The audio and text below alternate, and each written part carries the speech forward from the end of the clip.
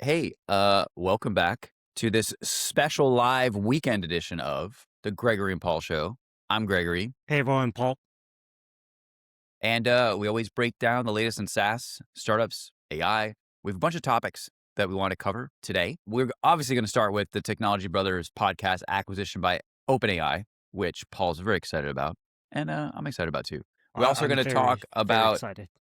yeah, I know you're inspired. We'll talk about OpenAI and their experiments with advertising. Paul's got a bunch of cybersecurity topics he wants to dive into. Do you want to share anything? Yeah, lots of exciting cybersecurity news this week related to Axios npm library with 100 million downloads a week getting hacked and a bunch of other crazy shenanigans happening. Oh, so cybersecurity. We'll talk about Waymo hitting 500,000 rides, not views, 500,000 rides. We'll talk about the first $1 billion person to two-person startup. We think maybe Allegedly. we'll Sure. talk more allegedly. We want to hit on layoffs. Fortunately, Oracle announced a big layoff, and there's been some other layoffs that have been announced. So we'll dive into that. We'll talk about Artemis going to the moon. And of course, we have a really fun meme to finish off the show with. That's right. All right, Paul, do you want to kick off the Technology Brothers thing, and then I'll chime in? Yeah, well, I mean, for anyone that is not aware, G Brothers is a super popular tech niched podcast, YouTube show, live stream that'll spin around for just a little bit. I would say more than a year, a little bit more than a year. Recently, it It's been a got year. acquired for the low hundreds of millions by OpenAI. Incredible, absolutely incredible. So I think I actually recently just saw a tweet. Somebody said their combined stream per episode is about 70,000 views. I saw that too. It's not that big. Yeah. It's not that big. So niching down, okay. The comparison was against Joe Rogan, right? Joe Rogan's podcast gets hundreds of thousands, millions of views. 100 millions, right? It's 100. Yeah. It's huge. 100 million. Huge, Yeah. widely distributed, widely popular, not very niche. I think he was acquired for $250 million by, was it Spotify? Yeah. So maybe a similar number. Look, I think people maybe are exaggerating a bit. I think it's 100 million they got acquired for, which is still an enormous sum. That's still an enormous sum for Okay, a year but of. I have so I've looked into this before on different occasions regarding, like, let's say media valuations and audiences. So it's actually not that uncommon, or if you look across the spectrum of like what the valuations are versus the audience, CNBC only has like 100,000 concurrent viewers, but everyone knows that every CEO watches it. Jamie Dimon watches it. Like, really Right. influential people watch it. Where on the consumer side, all the research I've ever done, and I don't do a lot of consumer, millions and millions of followers, millions and millions of views is not that valuable. So like an Instagrammer that has 1 million followers, that's just consumer, fashion, beauty, whatever. Mhm. It's not even enough to monetize. You need to do like 5-10 million in order to like make what I would call like real money doing it. And I think this same thing applies to like streaming, to media properties. So a show like Joe Rogan, which has enormous amount of downloads and views, right? That thing is giant, hundreds of millions of people. I mean, I can't even imagine how big it is, right? But it's about the same value ultimately as an audience like the Technology Brothers podcast is able to command. So I don't think it's unusual, but that's the difference between like a B2B finance audience. And the last thing I'll say here is, like, even if you dive into the CPMs and the payouts on YouTube, the same dynamic exists. B2B and finance categories pay way higher, like 10 times higher. And the audiences tend to be 10 times smaller, or even a fraction of what like a large audience is on a consumer or property. Yeah, so niche is actually much better for media companies. Certain niches. Business, finance, technology, the niches that like there's a high value audience. I mean, people that I would imagine watch us and watch Technology Brothers and pay attention to technology media, they're all people that work in high tech. They are generally high paid in relationship to the average consumer. Do you think it's also a little bit on the perception side? Perception that technology or finance is worth more than other stuff like consumer, and also it really depends on the company that's acquiring. Well, Yeah, I mean, I that's what I thought you were gonna ask is, like, the perception of Technology Brothers in particular, like, I don't know, do they those guys Yeah, just knocked it out of the park. that too, actually. They're so dreamy and good looking, and they have great hair, which They're good looking. That's right. I'm a little bit I jealous. appreciate. I like the hair. I like the hair. I love the hair. I would give 'em a premium valuation just for that. I love the hair. I love the suits, the production. I'm a little bit jealous. Gotta say, Gregory. I'm a little bit jealous. I am a little bit jealous. I mean, it commands a premium valuation for sure. Sure. But more seriously, they did not get out of the park. They somehow It was great. captured the attention and of like the high tech audience in a way Yeah. that like no one has. It does not mean that we're gonna start wearing suits, though. Hopefully that. That's funny. Anything else? Do you have any other comments on this? Oh, let's move on. Okay, so we should talk about the OpenAI advertising product went live a couple months ago. They've been signing up advertisers and they claim to have hit $100 million, what I would call run rate in Run rate. revenue. A lot of Explain people what have been, the yeah, difference. this is super, for me, it's super important. I'm reading like professional journalists calling it ARR, annually recurring revenue, which is, in my opinion, a very specific measurement of revenue for SaaS companies that have long-term contracts that are almost guaranteed to get that every year. And advertising, it doesn't work like that way. You have to sell the customer No. every IO, every campaign has to be resold. So it's not annually recurring revenue. I was really surprised to see so many people talking about it in that way, to the point where like you could even make a very dramatic statement that it's fraud. Like this is a really important thing when it comes to understanding the valuation of a company and claiming that revenue is annually recurring in a contractual way that it's not. It's not. It could be considered fraud. Yeah, I don't know. I have to be honest. I don't know what their contracts are. Maybe they have an annually recurring contract for advertising revenue. I've never seen that. It's not a common practice in the media business, but it is possible. So I'll leave it. I'll leave that out there. Just that, like, I don't know all the details, yeah. but that's my perspective. I wonder if they have like a minimum spend locked in for a minimum spend. Also, Yeah, like they don't. so. I know. Sorry, I know that minimum spends were really high. They were like they wanted. I forget what it was. Like millions. It was very expensive, and they didn't have a lot of the targeting or other features that Targeting people would metric. expect. Yeah. And I've heard like a mixed bag on the results. Some people seem to be happy with them. Other people Mm. are not perhaps as happy with the early results. Do you know idea of who's happy and who's not happy, particularly? I don't have a list or Oh, anything. I okay. did read on Twitter that like I forgot. I thought there was Walmart, right? Came out and said that the click-through rates were much lower than what they experienced in other media. So that's I think Yeah. was one that was on the Much record. lower than what they expected, I think, Yeah, and of I what think they lower than like what they typically see with search is I think how they yeah. So it's interesting, right? Like all of these AI companies are trying to become more profitable, I suppose. Claude just I don't raised. know if they're going to be profitable. They're definitely trying to get more revenue. They're trying to more right get more revenue. They just raised what 100 some odd billion once again. And the story that OpenAI, I right? hear, Yeah. OpenAI, yeah, the story that I hear is even with all of that money raised, they're still about 18 months of runway away from needing to raise again, which is incredible, incredible or insane.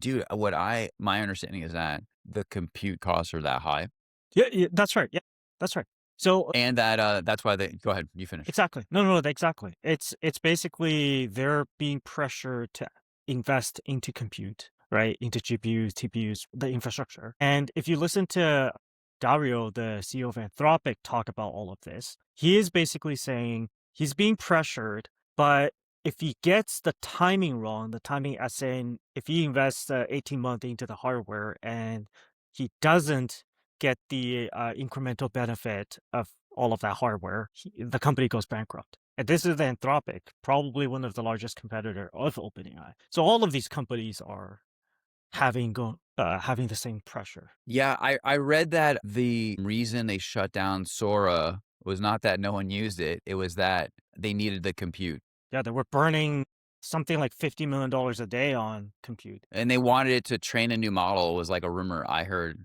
which is like really logical. Like there's Totally the logical.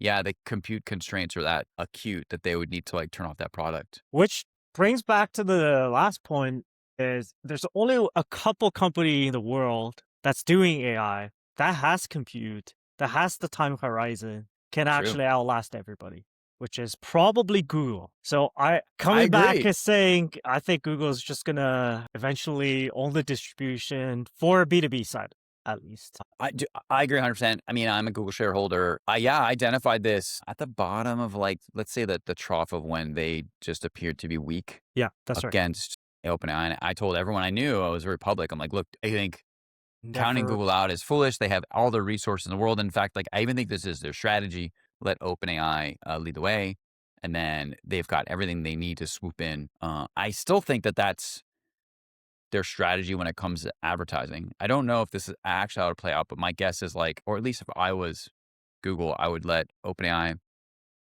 break ground with the advertising, which there'll be backlash from users. There'll be growing pains with advertisers. So let all of that play out. And then if I was Google, once that's all, happened, and some of it will be Mhm. challenging for OpenAI no matter what, then you can Yep. kind of swoop in and either make a determination, like, do you want to undercut them and go for lower prices? Like there's a lot of angles that they can take. So they let OpenAI shoot the first shot, and now they can look at that and make a strategy around it. I think it's quite smart. And so I agree with you that I think Google's in just a really strong position. Great. All right. All right. Cybersecurity. Yeah. Okay. I This is good. This is good. Okay. This is You go my for it. favorite topic of the week, only because of a couple stories on how exactly the hack happened. Okay, so background story, there's this library or this package that gets 100 million downloads a week that software all across the world This is the Axios uses. thing. This is Axios, Yeah. I called had no idea Axios. what this thing was. Okay. So just like a very, very short bridge version, this library helps APIs talk to each other. So if you're building an API that needs to call out to some other API, you basically use this library to do the HTTP communication. This library got hacked. The story or the postmortem of the story is one of the core maintainers got social engineered to install a virus on their computer. Essentially, the end-to-end story was they got invited to join the Slack Yeah. room. This is good. This is good. Okay. Keep It's going. crazy. They got invited to join a real Slack workspace, and this workspace was branded as a famous company. So So he wait, didn't. hold on. It was branded as like a well-known company. That's right. Yeah, it's So like branded a as a CrowdStrike sure or Salesforce or something. somebody that could potentially be like a customer. NetApp. I don't want to like slander anyone, but yeah, okay. They picked a well-known SaaS company. This is fascinating. Exactly. And okay, And I'm sorry. then You go. the person who reached out cloned the founder of the company with the same likeliness. So everything was set up to mimic this company, this copy of the company. Right. And they even had multiple channels where they shared LinkedIn posts and people chimed in and liked things. So there was real social activity inside of this fake Slack channel. Super convincing. And then the hack happened. They scheduled a meeting with him to connect, send him a Microsoft Teams meet link. When he clicked on the link, a fake software or virus software popped up that mimicked the Microsoft Teams update install. So he, in a moment of, compromise, he clicked the install, and lo and behold, entire 100 million And 100 million week that's how the package. hacker Axios. software they got access. So That's dude, right. we talked about this like earlier, like how I mean you have to do those Zoom updates and team updates, like Yeah, Teams updates all the time. Like all the I would time. have been completely fooled by that. Like Exactly. this attack vector was clever. It's super clever. It's kind of social engineering. It's not actually anything to do with the vulnerability. It's just, and this is going to happen more and more because it's going to be easier and easier to do this, right? Like we didn't even really talk about deepfake. Let's say like people introduce some procedure into not installing or catching these kind of third party. Well, we've seen the videos, right? I mean, they could have invited him on the Teams call and then done like a deep fake with, Totally. Yeah, with Elon this or whatever public they were, person. Yeah, Exactly. dude, it's So crazy. cybersecurity is going to be massive in the future. There's a couple more stories. So AI company called Mercor also got hacked. Mercor is basically like a training data provider for all of the big companies, Amazon, Walmart, Mhm. massive companies. And their data got leaked onto the internet. And that basically means the hacker got access to all of the training data for these big companies. And the last one was Cloud Code, was source leak was leaked. Again, human mistake. Right, dude, the source code. And so, yeah, explain this one. This was interesting. Super interesting. So Cloud Code itself is partially open source. Basically, what that means is it has a whole bunch of skills and like prompts that's open source, but the actual code that runs Cloud Code is not open source. But over the last week, one of the releases embedded a compilation file with the extension .map. That file, once uncompiled, basically revealed all of the source code. And that was introduced because of error in the Oops. workflow. Ooh, yeah, basically another human error. And so, so people are, of course, blaming all of this on, let's say, AI, right? Because people don't read code anymore. Was that an AI mistake? Not directly AI. It is also, all of these workflows are, nobody reads these workflows and Obviously. deployments anymore. Like we used to do code review. Nobody has time for that. And especially an AI company that, is a big proponent of vibe coding. Well, I think the key here is that they need to slow down and Hey, really so revisit their. didn't they find in the source code that, or it was revealed that there are Okay. other versions of Claude internally that that people didn't know about? Yes. So of Okay, course, okay. So I'm jumping ahead. got I'm no, getting no, you're excited. so of course once people got access to their code base, they dug through it, right?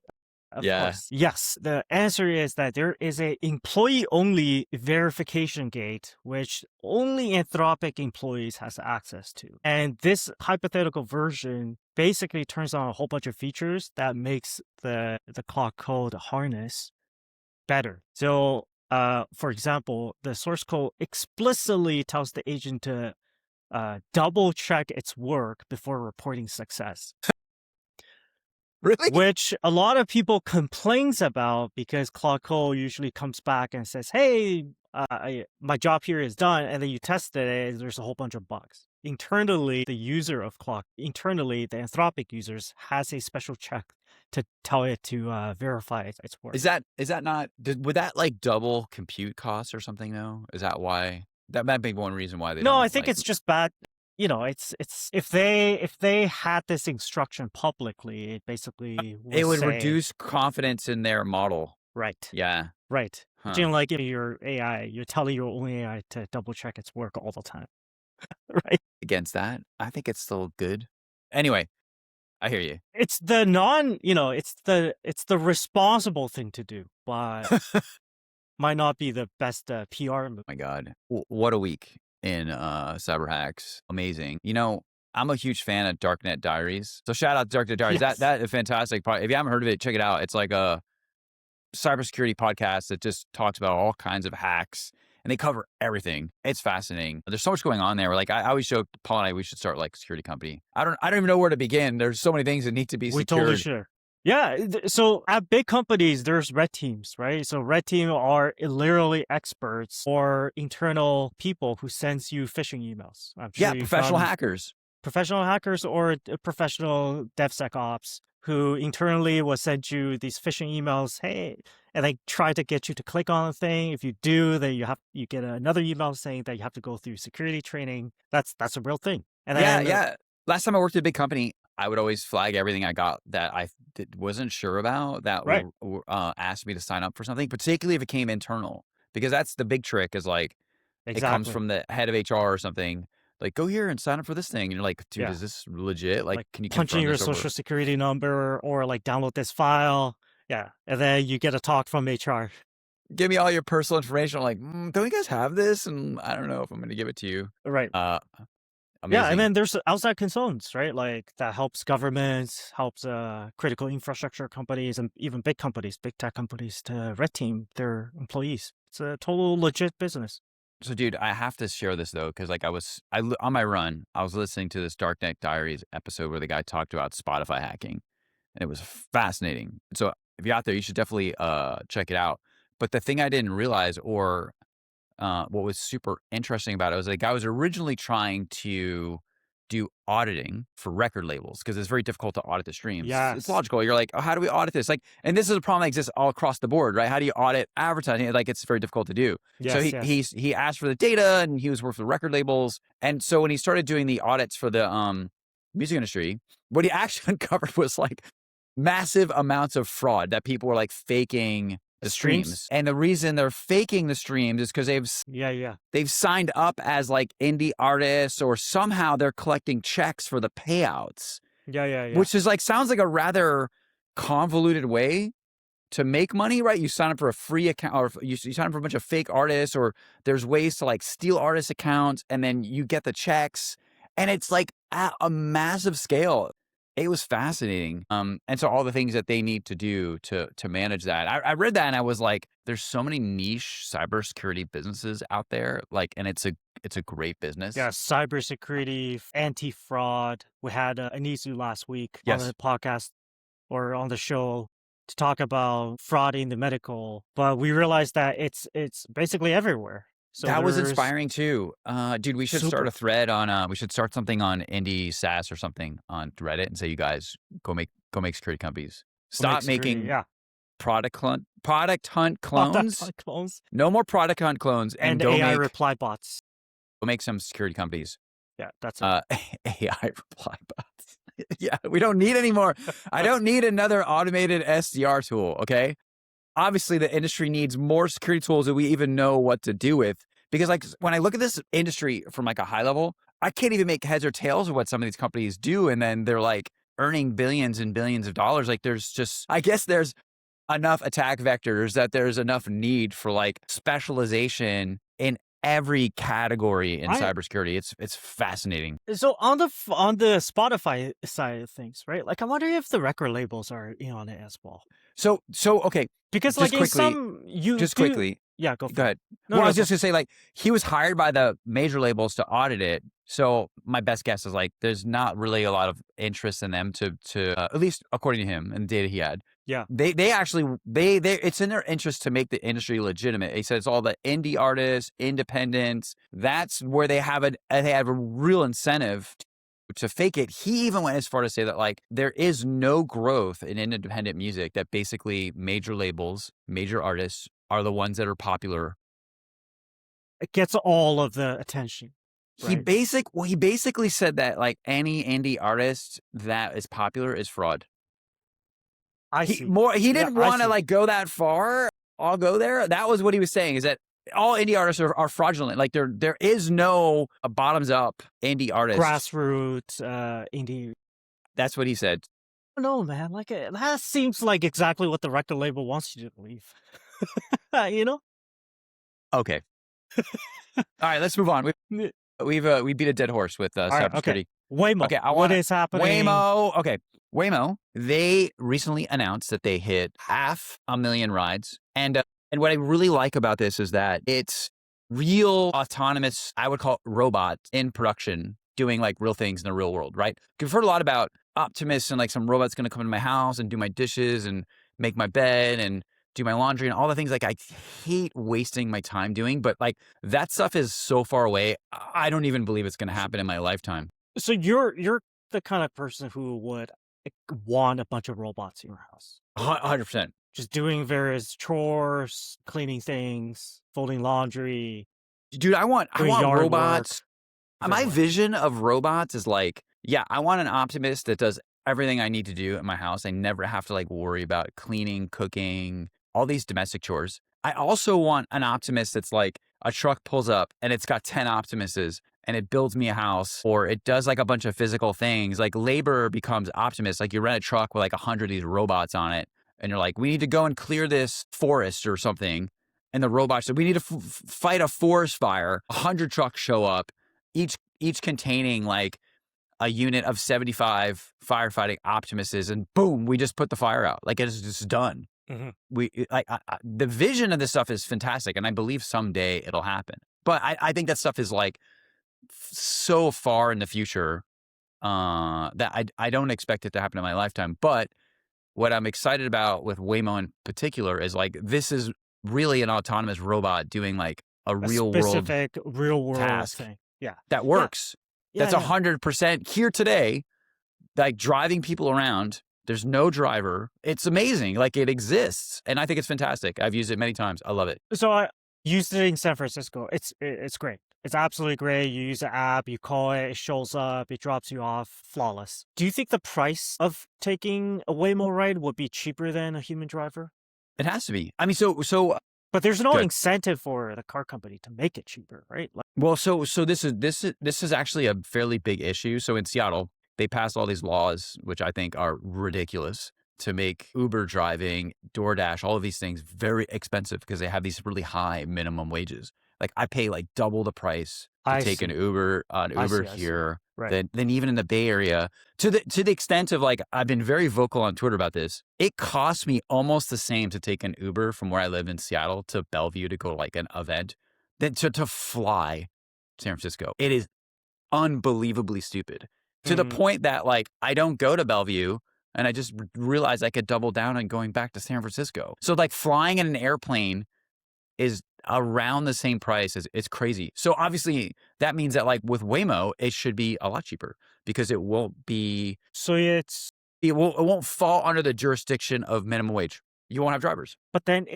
the only way to make it cheaper is to regulate it, right? Like the airlines. So like airline nowadays is public util, basically. No, wouldn't it be, well, so maybe I'm missing something, but like if you don't have to pay the driver, that cost is removed from the company. So they can offer it for less. Yes, but if they outcompete Uber or real human drivers, they monopolize the market and it would all be robo drivers. And there's no Yeah. incentive for them to lower the price once they Well, monopolize that's right? that's a different scenario. But that's what's going to happen though. Well, they'll And be competing. They'll be competing rideshare, autonomous rideshare companies, and that will so keep you, prices down. right. So going back to maybe Okay, robo you turn this into a from free Tesla. market discussion. Turn this into a complicated free market discussion. So, like in theory, if it's a free market and there is multiple Healthy players in competition. the autonomous driving space, it should help keep prices down. There is Waymo. There will be maybe a Rivian one, right? Uber is going to partner with Uber. them. Yep. There's Chinese rideshare companies. Maybe Lyft will get their act together. So I do think that like there is competition. You know, it is interesting how like Uber did seem to win big. And like I used to take Lyft. I don't use it anymore at all. But they really have become like the dominant market player by a huge margin. So will like robo taxis play out that way? I don't know. I mean, Tesla wants to be in the game, right? Supposedly you can take one of these robo Yeah. taxis in Austin. If anyone's taken one, like comment or reach out to us. I'd love to know about the experience because I don't think it's available anywhere else. Yeah, they have the data, they have the training data, they have the cars, so they should be ahead of the game than everybody else. But in theory, if you remove the Uber driver, you take that cost out, then you could offer it the ride for less and you For could still less. make the same money. I mean, there's other aspects too, like less accidents Safety, and right? insurance. Well, insurance costs should in theory be lower. Basically, you don't even need to own a car anymore. That I am very Well, happy about. that's been me. Like my wife has a car, but I don't have a car. I take Uber everywhere for a long Does she drive you everywhere? because I'm crazy to get groceries. And I don't even like that. I complain. I don't like going in the car. So robot in the near future doing every chore that Gregory has to do. I hope That's so. the vision. Please. I can't wait. I like it. I like it a All lot. right. What's Okay, next? the first $1 billion two-person startup? Question mark. Okay, so this company, New York Times just recently did a article on these guys. Let me pull up the What is the company even called? What is this fraud called? You can see Medvi. where I stand on it. Medvi. Medvi, MEDVI. Okay, so the full story is that these two guys, one of them is called Matthew Gallagher, created a GLP-1 telehealth company. So GLP-1 is a drug to help people lose weight, right? Become healthier, lose weight. And New York Times did an article on them where they're only about a year old, generated about $400 million in 2025, and they're projected to reach $1.8 billion in 2026. Right, so the first company, two people, no VC investment, using AI, now Allegedly. allegedly billion-dollar company. And then people on Twitter dug into the story and realized that, first of all, they were doing something extremely illegal, which is using hundreds of fake Facebook profiles to run fake Facebook profiles of doctors, buying ads on these profiles or for these profiles to show people, say, hey, like this doctor endorses this drug, you should buy it from us. Extremely legal. And they've actually got warning letters from FDA telling them that, hey, you should stop doing this. Yeah, fake endorsements. It's Fake ridiculous. endorsements on I social mean, media. I think this. I'm not a fan of this. I think it's terrible. I Yeah, think like, I think I think they should be prosecuted for this. Actually, so the question is, like, can you get away with a bunch of money, right? And then just throw money at the problem. If FDA comes back with let's say $100 million fine, right? Allegedly, they've already made 400 million and is making 1.8 billion this year. Why not just pay the fine? I think that's exactly what'll happen. I think that like fraud in sales and marketing is awful. I think it's gotten worse and worse over the years. I think there's like less people that Right. seem concerned about it. I think it's harder to police. I think like Facebook and Google seem to wash their hands of this. They should be responsible too. There's an argument made that even Facebook should be fined. Like they allow this stuff to happen. I don't know exactly what I'm looking at. It looks like they made fake profiles. So maybe they're skirting around Facebook's security and stuff. So I don't want to like totally drag them under the bus or whatever. But like Facebook should be responsible as well. And when I was started advertising in the old days when we bought TV commercials and magazine ads, they were super duper strict about like what you Mm, could say, what you right. could do. The bar was SAP. extremely high. They made it very, very difficult, actually. And to some degree, there was a monopoly, right? There was only a couple of magazines, a couple of TV networks that are at scale. And they took it really seriously. And over the years, as like digital marketing has become pervasive, and there's just so many publications and it's very hard to police, everyone's kind of turned a blind eye to this. So that would be my kind of like long-term Yeah, perspective. I think it's right. really, really bad that fake doctors, like they didn't do it once. They made like hundreds of these They things. Like made 800 plus, it's basically terrible. 1,000 fake doctors, right? And that they also used AI to deep fake before and after photos of supposedly their customers. And it's a doctor too. It's not like a funny prank or an April Fool's Day No, joke or it's, something. Like yeah, yeah, I'm all for that. But yeah. this is like not good. Yeah, they're And basically, go ahead. I'm sorry. well, they're basically targeting, let's say, my parents' generation that uses Facebook still, right? Right. Essentially, like showing people Taking that may not be realized that this is possible. dude, you get me all crazy. I'm getting all passionate about that. I think it's bad. So okay. The other thing that bothers me is like all this talk about the $1 billion one person company. Like I feel like we already had that many years ago in consumer, and it's called You haven't Kylie taken. Jenner's Instagram, where she sold her own makeup. What I read was like it was like a couple of contractors. It is actually breathtaking, the business that she built with that. So it's all automated online. Same idea. It's all done through APIs. There's a couple contractors that help them out, and they do fulfillment outsourced. So we've already seen this, right? And you have like someone like Taylor Swift, like making billions of dollars, like through streaming media and concerts. And like, it's not a big team. She doesn't employ 30,000 people like a big corporation, right? So we've already seen this too. I feel like nerds just don't pay attention to anything that's not B2B Nerdy. SaaS on LinkedIn. Yeah, B2B SaaS or anything that has AI hyphenated Yeah, attached it to the wasn't on name. LinkedIn, so I don't know if it's true or not, If it's right? not, that's right. If there's no, Oh my God. if the founder's not 30 under 30, you Yeah, just don't pay exactly. attention. Exactly. This thing's ridiculous. Okay, let's Let's let's move go on. on. Tech layoffs, not my favorite topic, but I do think it's important. Cover it. So Yeah, this seems like Oracle a announced this. Yeah. recurring topic, right? Yeah, you want to go through the. Fortunately, yeah, recurring for the last like, I don't know, 3 years. Yeah, I mean, besides the headline, do you want to say anything about this? I actually have. Yeah. I tweeted something about this because there's a larger chart that's been circulating that shows this like run up in tech employment over last like 7 years, and then how it's declined in the last couple of years, continues to shed jobs overall in the tech industry. And I've seen this trend happen over the course of my career. So you have these booms and busts, and the booms tend to be pretty extreme. Way too many people get into this industry. than perhaps it needs, and perhaps like should be in it. Like I think to Yep. be in this, as long as like I've done it, you gotta have the real like stomach for this stuff. You gotta really love it. It Gotta know your changes all shit. of the time. You have to like relearn everything. And I love it. I think it's fantastic, right? But I think a lot of people get into it.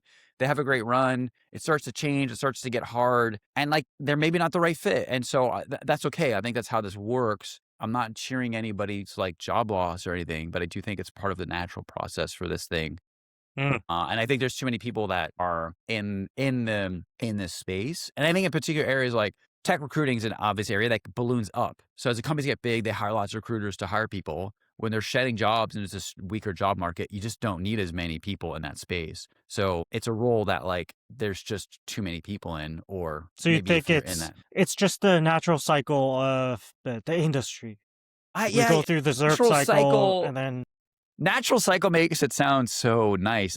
I think it's the results. It's so because these are big layoffs, don't right? worry And there's about it. It's all and there's just a people. part of the natural process. This is part of the natural cycle, right? It's like that's like these economists that like they talk about it in this very abstract way, and like, dude, these are like real people losing their jobs to have like families and mortgages and stuff. 100%. So like, yes, I 100%. want to be clear that like I'm empathetic to it. That's why I would call it the result of boom and bust. I think technology is just susceptible to this for whatever reason. I don't even know if it's logical. Like I think people get excited about new technology. They get overly excited about it. Too much investment comes into the space because everybody wants a piece Correct. of it. So then Correct. that creates this dynamic where all these people want to get into it to make money in their career and build a career in it, right? So it's a self-reinforcing thing that just starts to accelerate. And then when it pops or it breaks, whatever term you want to use, it's painful and it doesn't come back in the same way that people expect. You know, a couple of years ago when I was still in San Francisco after let's say the last bust of like 2022, you could just see all these people like expect everything to go back to 2019, and like we're not there Mm. yet. Yeah, we're not It there yet. takes it takes time. You know, you're at my event where we had some venture capitalists say like, "Hey, this is a difficult time for startups," and he put a time frame on it, which I actually agree with. He said like it's going to be like this for 5 years, 5 more years going forward from today. I think his time frame is actually right. It's just an uncomfortable time frame to say like, yeah, it's going to continue to be a To tell difficult. people, right, to Uh, buckle and for 5 years. But it's kind of funny. So I remember exactly what he said. He said, somebody asked him, is now a good time to be a founder? And he said, no, he buckle said in for no, 5 years. which I don't agree with that, but he was like, no. I was like, oh man. What if venture capitalists tell you that, hey, it might not be the best time to a founder? That's exactly what you should be a founder. So I agree with that. I think that the cycles tend to be decades. So we had like 29, like after 2008, the GFC, you had this real huge run up in high tech, and I saw that boom through San Francisco, and it was awesome, right? But prior to that, I remember the .com and I remember the bust, and you could argue that like kind of tech session went from about 2001 all the way up to maybe 2008. Like there was some like things that happened and some interesting companies got formed. Like even Twitter actually started in 2004, right? So there were some cool companies that got started, but it wasn't like an exciting space like it was in 2015. Yeah, I mean, a lot of big companies came out of the .com boom. You know, like I mean, I Google haven't was done. probably one of the biggest one that came out. Yeah, yeah, I yeah. mean, they've been around for a long time, but that's when they hit the stratosphere. They went you know? public in like 2002 or something. So I haven't done the analysis, but like my guess is that the I want to say the best companies are formed during the downturns. That's probably not 100. true, but there's enough they get formed in the downturn that it's hard to argue that there's a best time. That like there's great companies that get formed all the time. Like I looked it up the other day and I was like, 2004 is when Twitter started. I couldn't actually Right. believe it. Right. Like there wasn't a lot of excitement in the space. Like 2004, it was like right when I moved to San Francisco. Like there was still people talking about like the decline in the population of the city. Parking Yeah. was easy. You could go wherever you wanted. Like Right. it was an exciting time. I think the real founders, when they know, YouTube was founded 2005, I would say. Yeah. Yeah. I remember that. So that's so many great companies were founded between 2001 and 2008. All And then these- afterwards, it was a lot of social networks. Yeah. Right. That was all of the Y Combinator companies that people talk about. So like there's like Were that era. Airbnb. Right. Yes. They're from basically the GFC. So Airbnb, Stripe, There's a couple, Coinbase maybe. There's a couple others I can't remember. And there is an argument to be made that Y Combinator picked up these really high quality companies in that era because venture capitalists were not making investment. So kind of like the conversation that we were listening to, or the talk we're listening to, we're like, hey, now's a bad time to be a founder. So the larger institutional investors pull back at certain times, and it creates opportunities for Y Combinator, angel investors, like they're technically alternatives to institutional venture capital. You could make an argument do well 100%. in the downturns. 100% agree with that. So long story is, if you're looking for something to do, I think the summary is for today's show, if you're a founder out there, focus on cybersecurity, and now's a great time to do it. That's right. Cybersecurity and not fraud, anti-fraud. Okay. We got two more things we got to cover. We got to cover Artemis. Okay, this one I'm super excited about because I'm a huge fan of space travel. Going to the moon, baby. So Artemis was launched 2 or 3 days ago by NASA. Essentially, this mission was just a quick slingshot around the moon, but it is the furthest that human or mankind has gone since literally the moon landing in the 60s. And so wait, hold on. The rocket's just going to go up and go around the moon and come back. Go around the moon, slingshot, literally slingshot around the moon. Just like a Sunday drive. Correct. Okay. But still the furthest a living human being has gone since literally the moon landing. Dude, it's cool. It's so cool. There's also a Canadian on board, so extra proud. Okay. Props to Canada. Canadian astronaut up there. I like that. That's right. Next year with Artemis 3, that's when we hope to back onto the moon. Oh, yeah? So I was talking about this with my brother. He told me that it's the largest chemical rocket ever made. Yes. It's huge compared to first of all, compared to the moon landing mission, this rocket is like futuristic.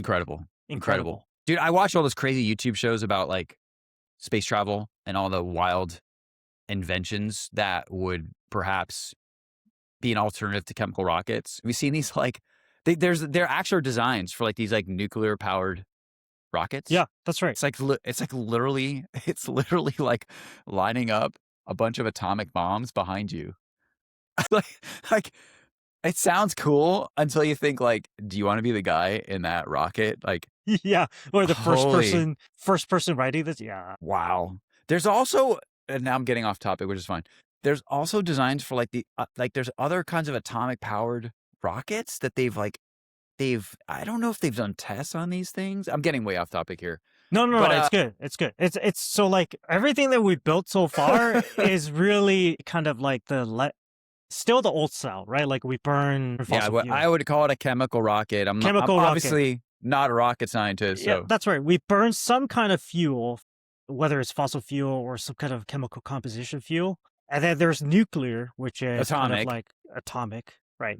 And then there's like even more crazy one where it kind of uses some other force. Those are all theoretical, right? They've never built one of those. What's that? I can't remember what it's called. They're all just designs, right? They don't even have working models. Is that true? So like they have at a small scale, right? Like something that sits on your desk, something that's in a controlled lab environment, it works. But I've seen there's like solar ideas too, solar sails. There's actually a bunch of concepts. Yeah. Yeah.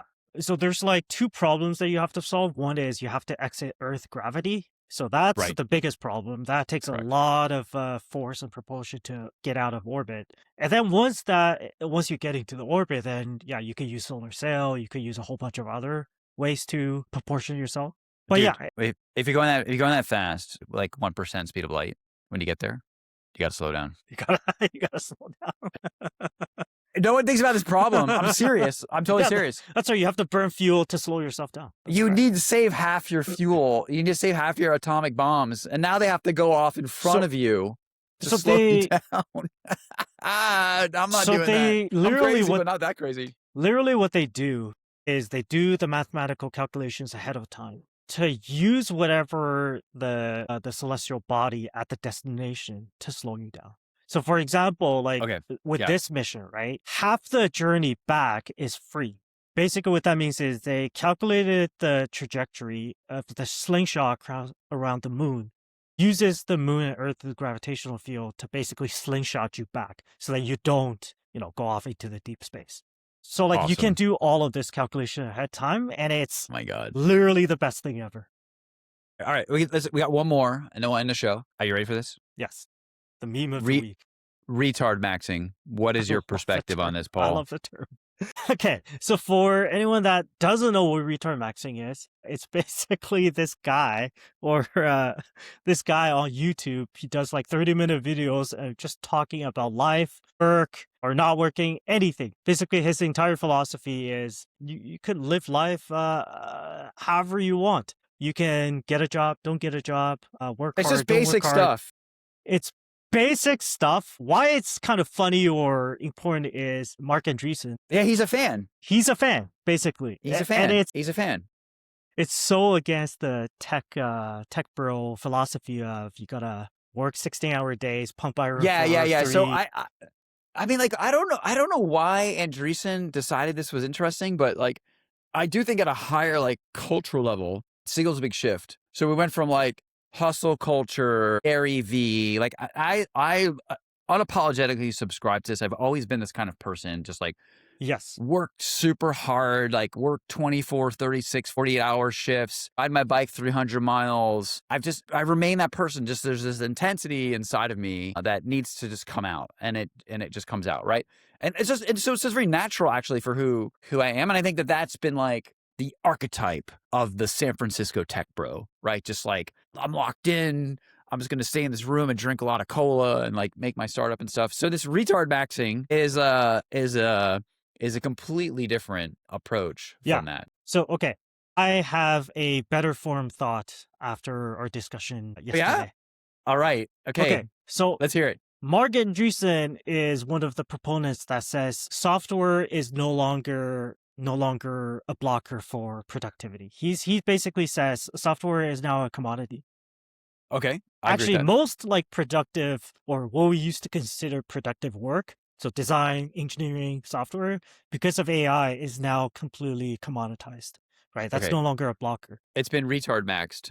It's basically what he's saying now, and I think we talked about this before jumping on the show, is you need to be retard maxing to kind of feel out or figure out what you should be working on at a constant moment. I think a lot of people using AI has already realized this.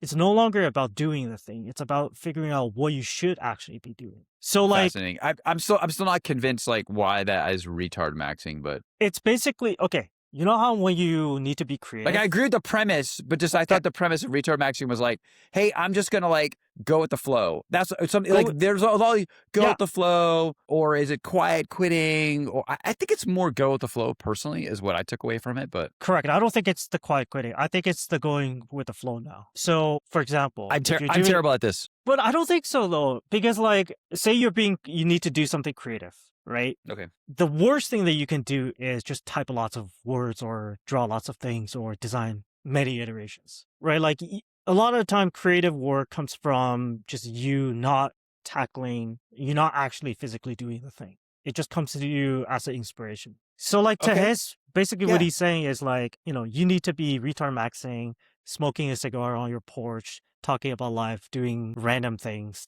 And then suddenly you'll have an inspiration that will actually move you forward. I think that's basically what he's trying to get at. And if that's the case, I completely agree. We all need to just do less. Keep going.